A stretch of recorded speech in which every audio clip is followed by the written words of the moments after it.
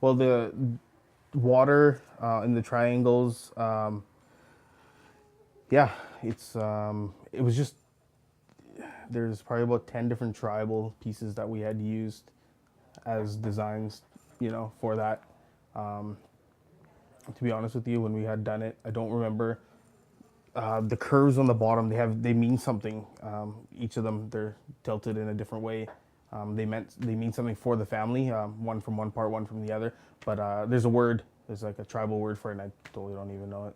It's not like I use it every day. I just know that what it's about. But yeah.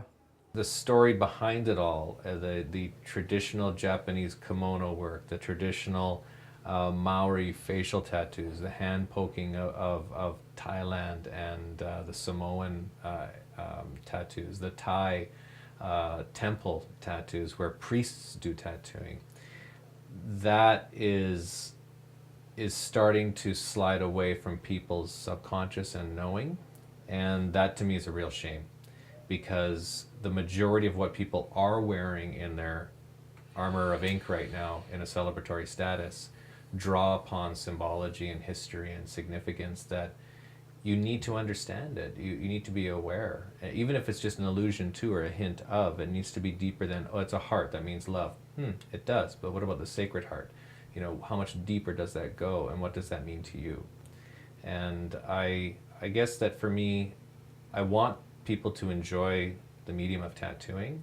I just want them to be a little more knowledgeable and to understand the significance so that it actually means more. It's actually kind of disheartening when you ask a model what their favorite piece is and what it means to them, and the response is, oh, I just like them all, they're just cute.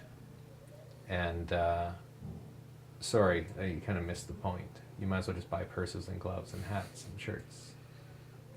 I had like a lady standing behind me in line recently. She goes, "Oh, those tattoos, you poor thing. Someone held me down and forced me to do this. Yeah, poor me. They just don't understand, which is fine. But it's my thing. I don't care what anybody thinks." What about your next tattoo? My next tattoo. I'm trying to stick to the right side of my body for now. So I want something here. I have all kinds of ideas. Sometimes things just spark, and sometimes like my feet, my little traveling feet, my sailboat and my hot air balloon, that I've wanted forever because I love to travel.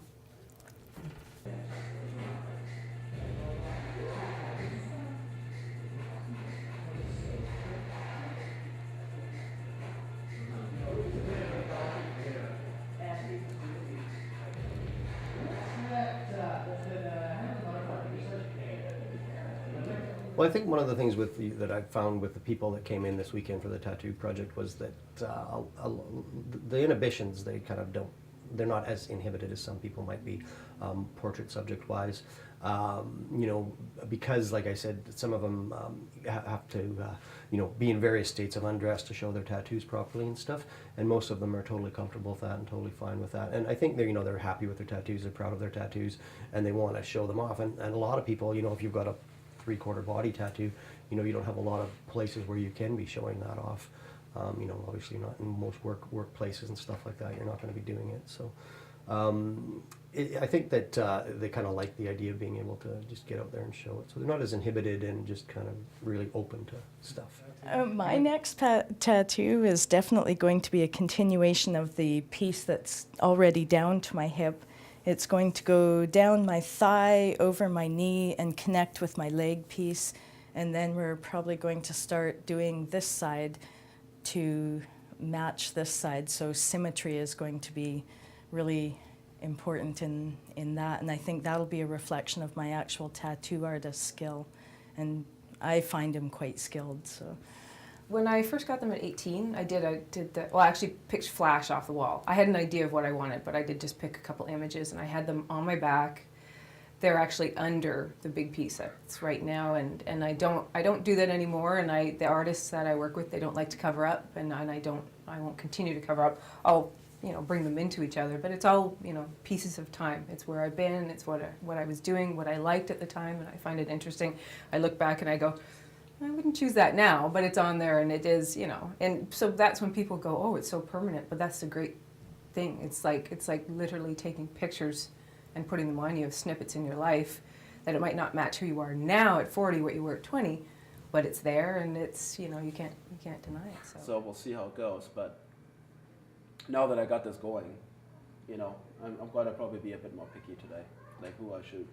So I don't believe in putting a tattoo on my body to show my individualism, for example, or to show somebody what I believe in, right? So I want to keep absolutely an open mind about it, and I am, but I really like documenting it, and I think that that was really the point of the weekend, and that's the part of why I'm here.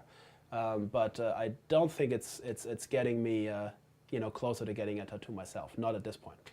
I enjoy photography myself, and I enjoy the art, and I figured if you have something that looks good, you might as well share it.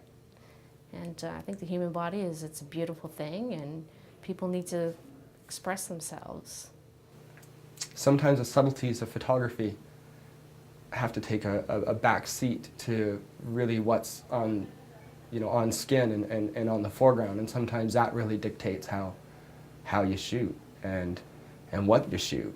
Because honestly, if it's a foot that's tattooed versus, you know, knuckles or a face or a chest, and all those things have, all those body parts, when you're shooting them are totally, you know, different to shoot, and you'd handle them differently, lenses and all that other stuff, and then, you know, so I think you just kind of gotta roll with it.